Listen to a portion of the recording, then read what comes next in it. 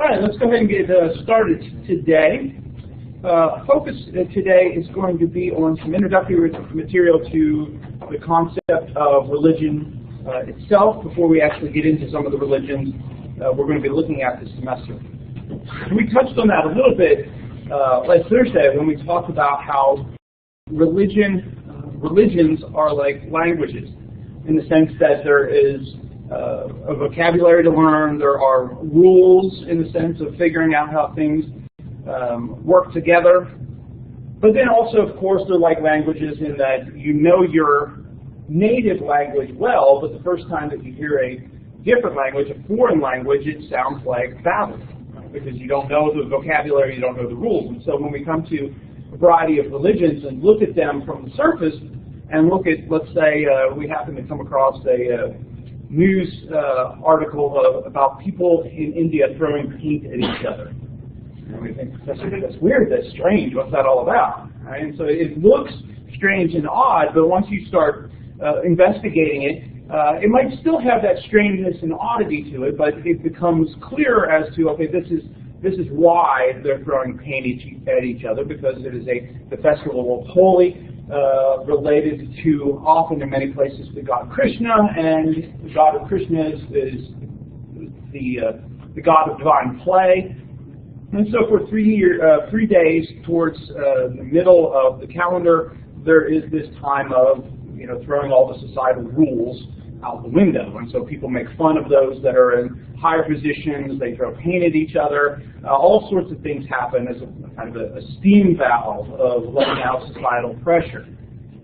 And so once you begin studying them, it becomes clearer. So that's a lot of the focus that we'll have throughout the rest of the semester, is kind of getting into these religious beliefs and practices, trying to make sense of them, not in the sense of saying that you should believe them or that that they're all equal paths to God, but in the sense of trying to understand. Right? And so that's a large part of what we're doing the rest of the semester.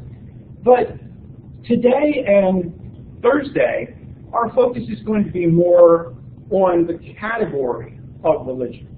And thinking about, here we have this aspect of human life known as religion, found in a variety of cultures and a variety of locations throughout the world. But as a term, religion isn't something that is found in all cultures. There are quite a few cultures that, especially non-Western cultures, traditional cultures, indigenous cultures, that don't have a word religion. They don't distinguish a certain aspect of life like we do. It's, well, this is religious. And instead, it's been a term that's developed as Westerners have interacted with a variety of these people. And so some scholars of religion have referred to religion as a category being colonized upon the practices of other groups, right? Because you're laying upon these groups a term that they wouldn't necessarily use for themselves to describe certain activities, beliefs, those kind of things. However, it's still a term that can be useful for us in distinguishing certain parts of the experience of people as these are special times, special practices. This is distinct from other parts of life. And so a lot of what we're going to be doing today is trying to unpack this term religion, talk about what it means, what aspects of life we should look at in the study of religion, how others have referred to it, and just kind of thinking about these larger, broader terms before getting into the specifics of religions. So we start first with the question, the definitional question that is marking our focus today, and that is the question of what is religion. Now, in a few minutes, we'll talk about how various people and scholars have defined religion, or I put it into a specific phrase or definition. But I think it's important for us to kind of start off with what is it we're bringing to the table when we come to study religion. Right? So in my brain, in my mind, in my experience, what constitutes religion? Now, what I want to do here with having the online section, the filming for the online section, we can't use the board as well because it doesn't show up very well on the screen, and so I'll be using the PowerPoint slide here. So I'm going to sit down at the keyboard, but I want us to try to pool our collective knowledge and begin thinking about what is it we're talking about when we talk about this category of religion. Move that back a little so I can see everybody. So, how do you define religion? Or, at the very least, what kind of things constitute religion?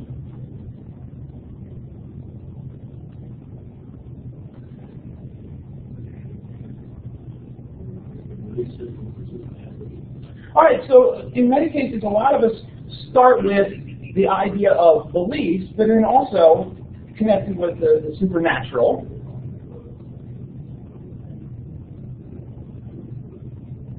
I think every religion has a set of standards. All right, standards. What do you mean by standards? Specifically, moral standards.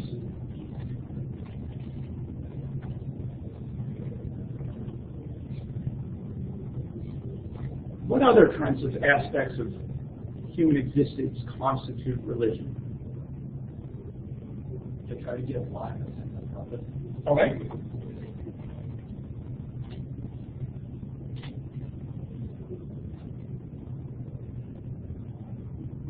What else? Motivation.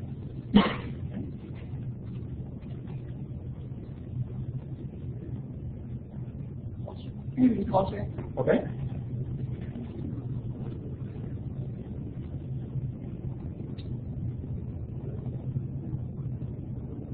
Maybe. An explanation of the system.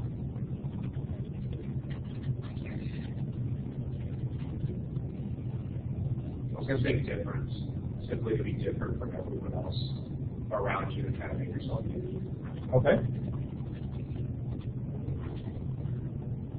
The afterlife. Okay. Usually. Financial security. There's a variety of ways you can take that one. All right, that could be people seeking financial security through religion and people using religion to get financial security from the standpoint of, the Lord wants you to send me all your money. There's a variety of ways you can take that one. You also get the people who start their own religion basically at the front of making religion. Yeah, and so in a sense, a lot of the things that we're starting off with are positive things, but for some people, we could say, is it a front for something else? A lot of people, both scholarly and cynically, would say that religion is kind of either a substitute or a front or, I'm trying to think of another term, but essentially it's covering up other forces, right? And so it looks religious, but when you dig into it, it's something different. Yeah, masquerade's another good word. So in a cynical standpoint, a lot of people think that way. What else? I think a lot of service to communities yourself.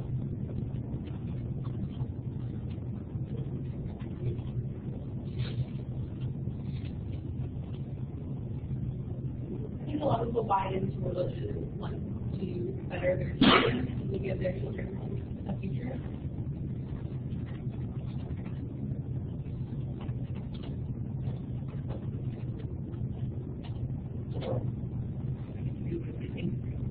It's a better future, especially for children. What else? Discipline.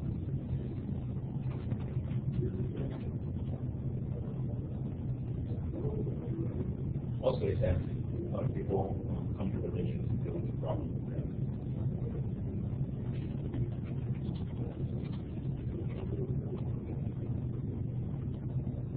What else? Worldview. Explaining how the world works. All the way up control. Okay.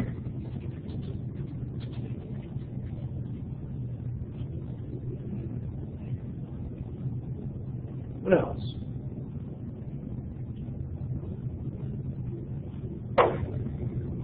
Joy. So we kind of get into emotions, that emotional component to religion. Salvation. Okay.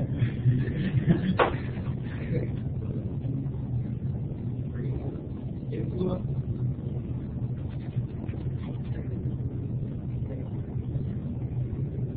I thought it was with emotions like justifying the way people feel.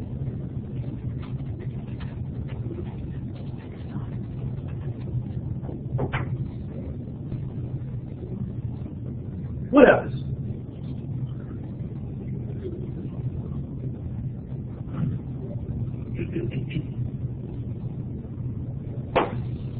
What else constitutes religion or is important for us to see as a part of religion?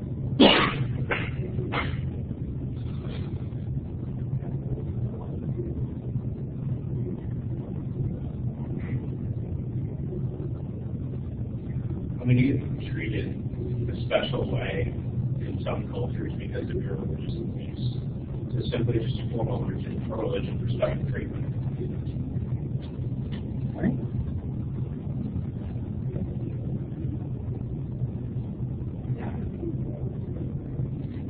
What else can we add here in thinking about important components or a way to think about what religion is? Maybe like acceptance. Some people don't know religion or acceptance. Okay. What else?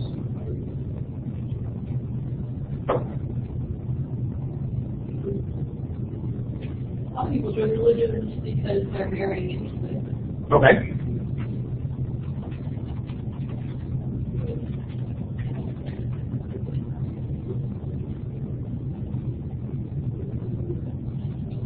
What else?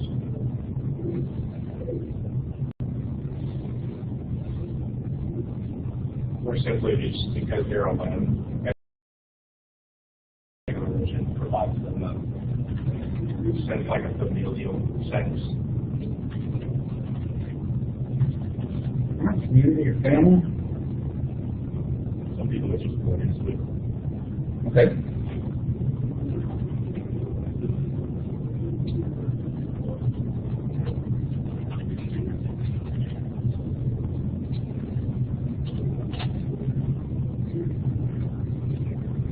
Anything else that we think about what is religion, trying to define religion? Transcendence. Okay.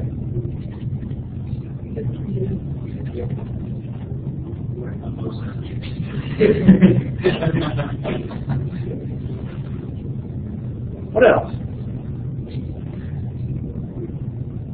I think religion itself, just the idea of religion, is just that it's kind of more of a concept, Okay. and whether or not you live it out and live out what you believe.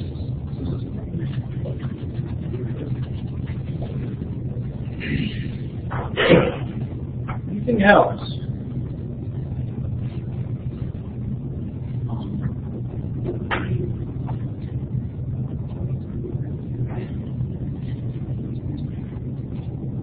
There's one that we're missing that's kind of up there, but I'm surprised it hasn't been said yet. Specifically. Let's start with it. Starts with a very important letter of the alphabet. Is it the fact that most religions have a higher being? Yeah, there we go. Right? We didn't say anything. I mean, supernatural kind of got it, but usually there's gods, some sort of higher power. Not always the case. We'll look at a couple this semester that don't have any permanent notion of God like what we think of in the West. Anything else?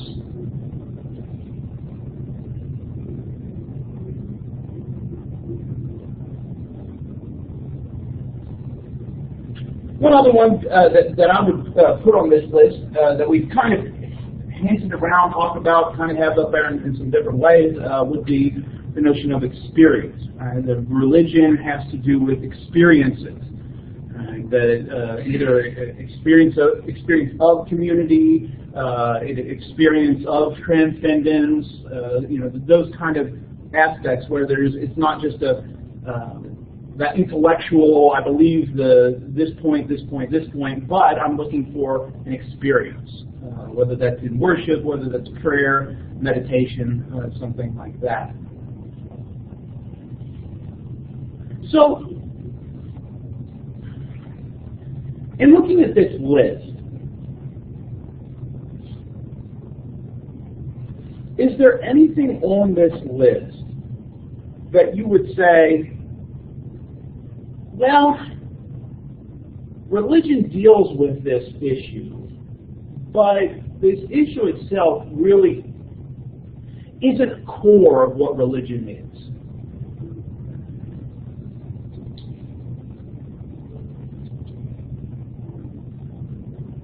Which ones would you take off and say, well, that's not, in categorizing something as religion as something that is not religion, right? Because that's how we break things down in our Western view, is things are religious or they're not religious.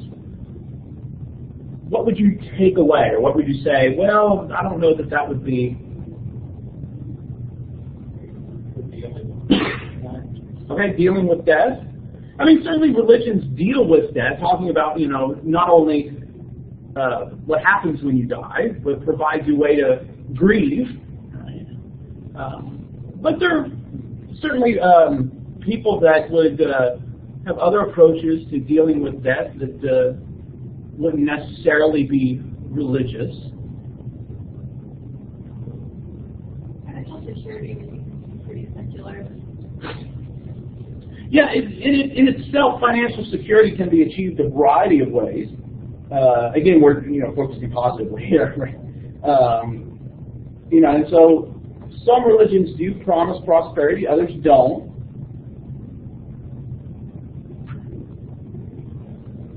Anything else? Special treatment. All right, special treatment. I mean, certainly we can understand how religious people, especially religious specialists, right, the priest, the shaman, etc., how that person could receive special treatment. But special treatment can occur in a variety of other situations that we wouldn't say are necessarily religious.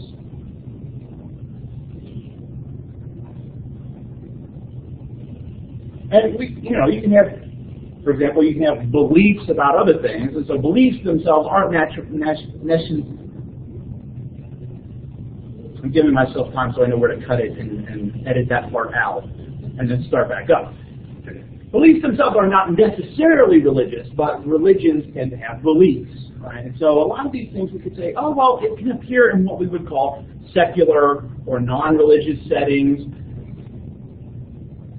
So what makes a belief, for example, religious as opposed to not religious? When it has to do with the supernatural. Okay, when it has to do with the supernatural. But a lot of people like baseball is my religion. I don't think that.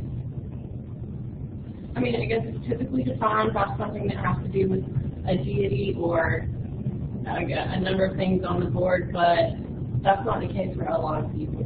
Like, religion isn't just about something otherworldly. Yeah, that's a very, very important point. I mean, a lot of religions have that otherworldly concept, but then there's some other category, or other people that the focus is entirely this worldly. But then we can also talk about things like people that are committed, really committed fans who, who, if you just talked about it in a human standpoint, their love of baseball, their love of football, their love of Star Wars, whatever, and Jedi is a religion in some countries, it would look religious. So what's the difference, right? And so, yeah, that otherworldly concept fits in with some, but then there's some other experiences that we might say,